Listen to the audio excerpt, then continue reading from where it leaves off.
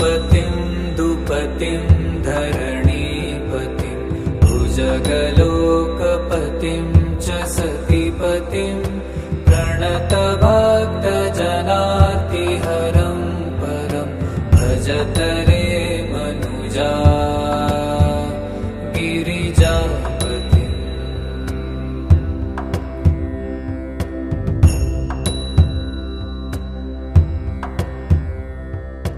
न जनको जननी न च सोदरो न तनयो न च भूरिबलं कुलम् अवति कोऽपि न कालवशं गतं भजत रे मनुजा गिरिजापतिम्।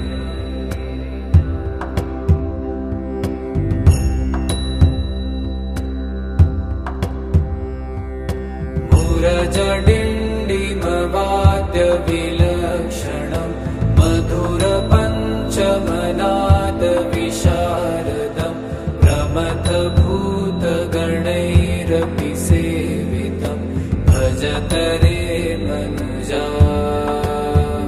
गिरिजापतिम्।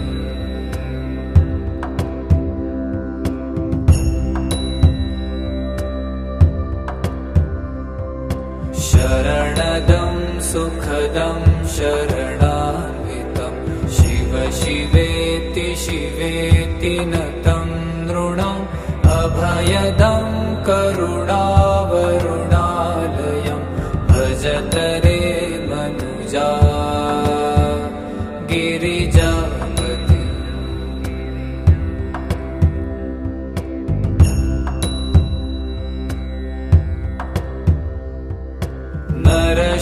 नरशिरोरचितं मणिकुण्डलं भुजगहारमुदं वृषभध्वजं चितिरजोधवलीकृतविग्रहं भजत रे मनुजा गिरिजापतिम्।